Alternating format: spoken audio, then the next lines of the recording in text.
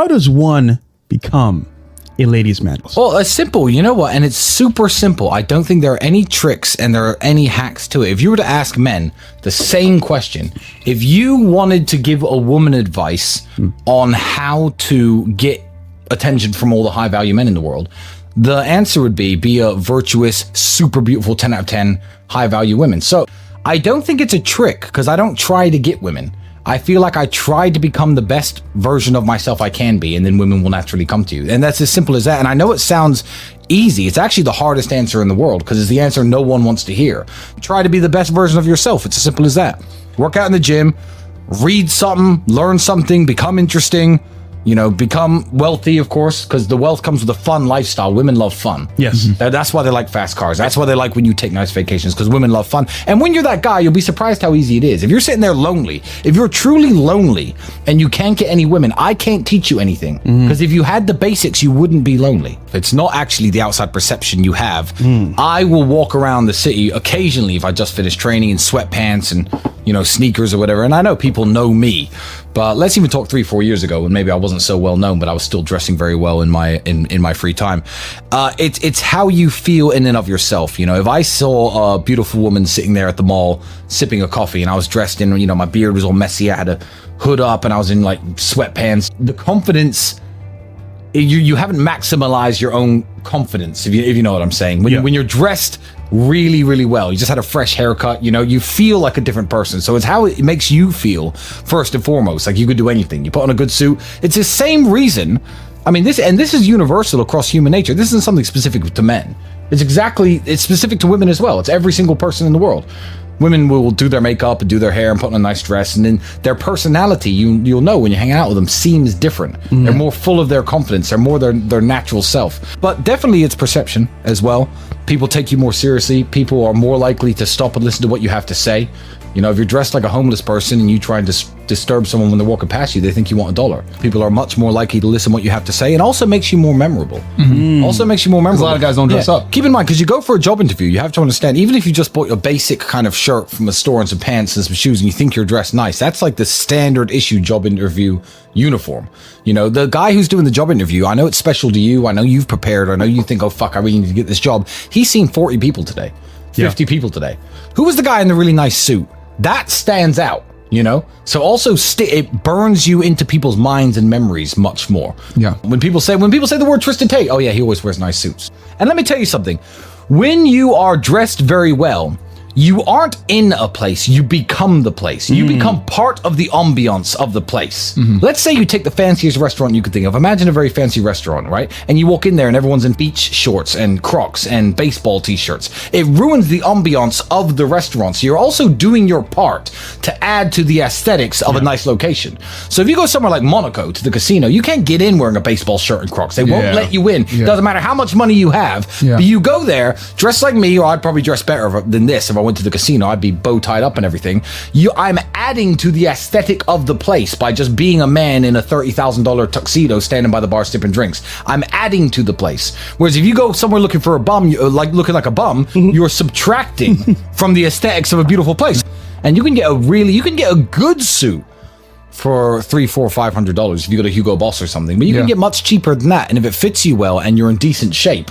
Yeah. And if you're in decent shape, that's the key. If you gotta be in shape. If you work hard, it's like t-shirts. It's like t-shirts. You wear a plain black t-shirt and you're in good shape versus wearing a Versace t-shirt that costs $900 but you're fat as fuck. But you know what's the most important? Yeah. Don't be a geek. Because it's the man inside the suit. Yes, it's the man inside the suit. You give me a t-shirt and shorts, and you put some of these dorks who hate on me in a $25,000 suit, and watch who gets the women, watch who gets the business contract, watch who will pass any job interview. Me in my shorts. So rule number 1, don't be a geek. Women are always interested in learning new stuff. Yes. Women are always interested in hearing new things that they find interesting. And it always depends on the vehicle of delivery. Yes. It's the vehicle of delivery. If you're a little nerd who's like, oh, well, women should like me. I know lots of stuff. I read lots of books. Yeah, but you're a little dork with a pencil neck. Women aren't interested in even sitting down next to you, let alone listening to anything that comes out of your mouth. If they think, I might want to sleep with this guy, because you have to understand, before dates, especially when it's your 3rd, 4th, 5th date, the decision to sleep with you, go to bed with you, you, give you what you're after, is already made usually by women before you go. Yep. So you just have to go out and freestyle it. If you're sitting there saying interesting stuff that she doesn't know, will she remember it? No. Will she talk about it with her friends? No. But they find things they don't know incredibly interesting. So yeah, become an interesting guy. When you're not looking for something serious, which none of you young people really should be, have fun. I got one more question. And when you're trying to have fun, don't ask what you don't want to know. Like, girls lie and girls aren't honest. So if you're 21, the girl you're dating or the girls you're trying to hook up with or whatever aren't probably going to be the girls that you marry. Yeah. You know, if you meet a girl and you think, oh, this is suspicious, why is her handbag so expensive, blah, blah, maybe just hang out, eat dinner with her, have fun with her, and when it ends, it ends. Maybe don't try to be, hey, what are you actually really doing? You're 21, shut up. One, she doesn't have to explain herself to you, but two, you're not in the position where you can offer something so serious. It's only when you finally establish yourself and you're looking for those girls that you perhaps, you know, want to settle down with, want to get married with, want to start a family with, where you need to be analyzing her past. So that's a game to play for the older dudes, I feel, rather than you youngsters. A lot of guys are like 19. How do I find a good girl? Maybe just, you know, become a millionaire and find one when you're 28.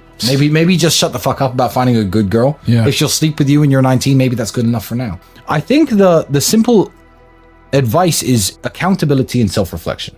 What I would like you to do after watching this wonderful show, go to your bedroom, take off your shirt, strip down to your underwear, look at yourself in the mirror. Pause. Speak to yourself for 10 minutes. Think, if I didn't have this nice house and I wasn't stood here in this particular house with the Lamborghini outside and I wasn't this rich, what about me would women want?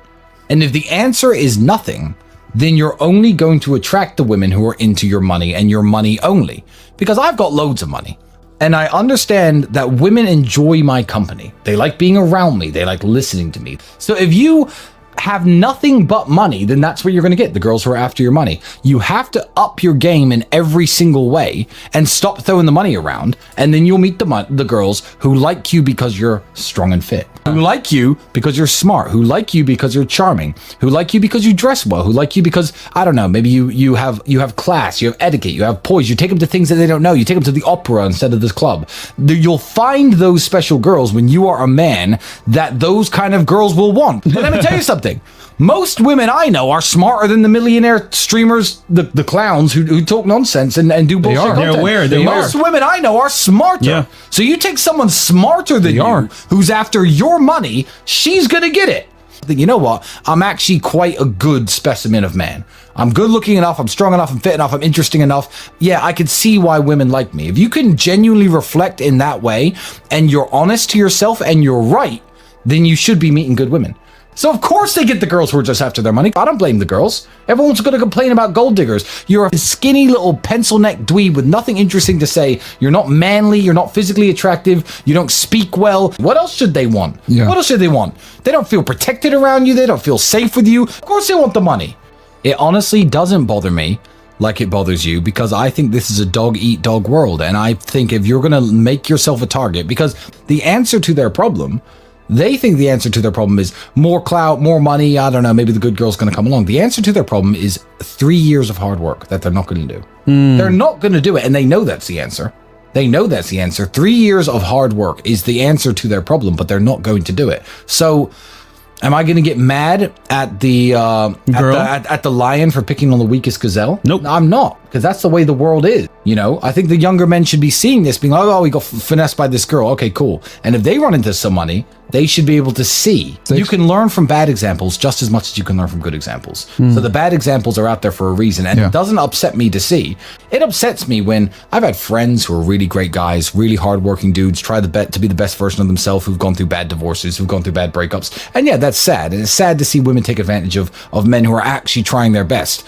But if you want to be the lame gazelle walking around with a limp, the lion's going to eat you. I don't actually feel sorry for them, and I don't care, because they know the answer to the problem. Everyone knows the rules to the game already. Everybody knows that if you wake up and you're lazy and you sit around on your phone, you scroll on TikTok for 4 or 5 hours, you go to work at your normal job, you work your shift when there's nothing wrong with hard work, and there's nobility in working any job, and then you go home and you do nothing and you watch TV, you know you're not going to make it. It's not actually something that I need to tell anybody. So true. And they do this to me on Super Chats all the time, and they do this to Andrew specifically, because Andrew is a more accomplished fighter than me.